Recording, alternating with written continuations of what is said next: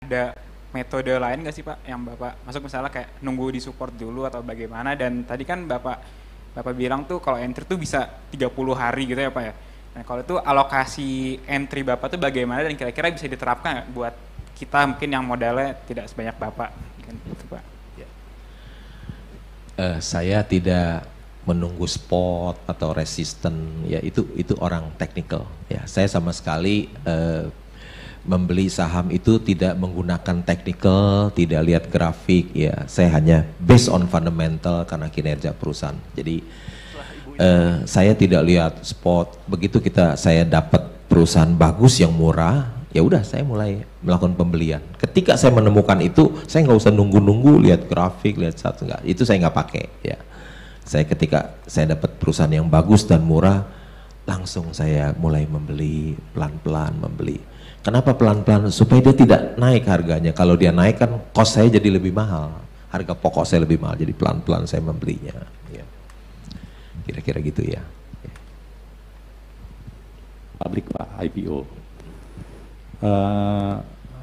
Dari review saya pribadi, saya lihat ada dua faktor yang membuat mereka tuh mau masuk ke pasar modal.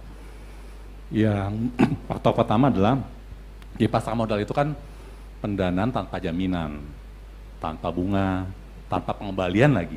Itu yang faktor pertama Pak. Kemudian yang kedua adalah kalau mereka mau membentuk holding, itu kalau di Go Public 60 kali lebih murah daripada konvensional. Itu dua alasan pendorong yang saya lihat. Nah, saya mau minta advice ke Bapak. Ya kebetulan juga nanti siang ada bertemu dengan klien juga. Advice Bapak buat perusahaan yang mau masuk ke Go Public itu seperti apa Pak? Jadi kita juga mau dengar pendapat dari Bapak selaku investor. Oke, terima kasih Pak. Tuhan berkati. Kebetulan saya sudah 30 tahun tidak beli saham perusahaan yang Go Public. Ya, sudah 30 tahun.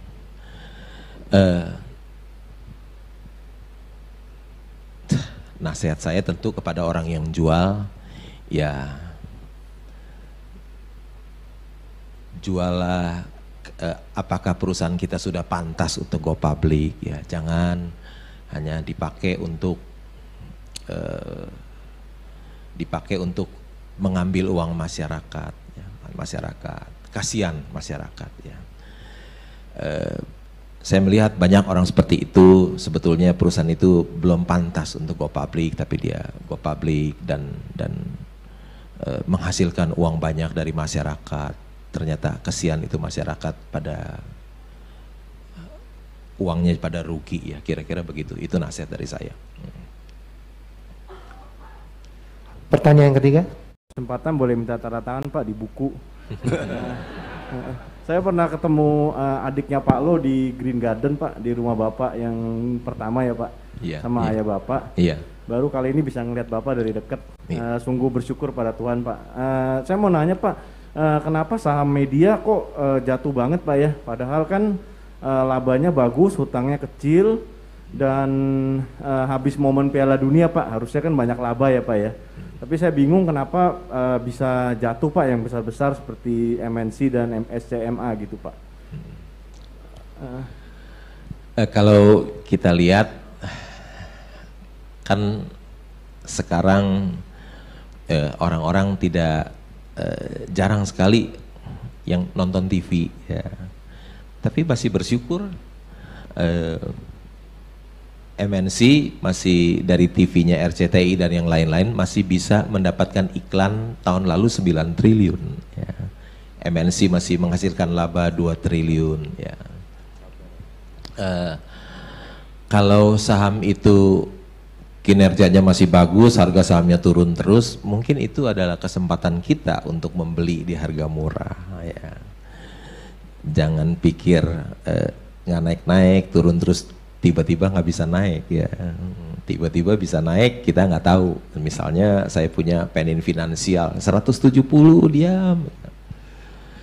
Orang yang punya CFA bisa bilang itu value trap loh ya. Jebakan masuk. Ternyata harga sahamnya yang nggak naik-naik itu bisa naik dari 170 ke 775 ya. Jangan menganggap saham itu nggak bisa naik, ya karena masih bisa membukukan laba 2 triliun MNC, ya. Siapa tahu tiba-tiba naik, kita nggak sangka, ya.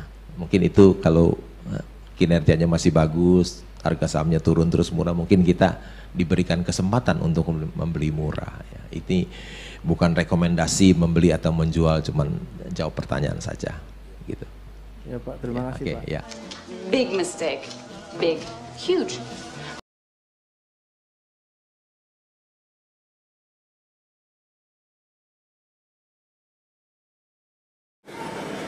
Tapi kalau orang punya 500 juta, beli saham apa beli mobil? Pasti beli mobil. Sampai jalanan macet. Penuh mobil semuanya. Jangankan punya utang, punya uang. Nggak punya uang aja dia utang kok beli mobil.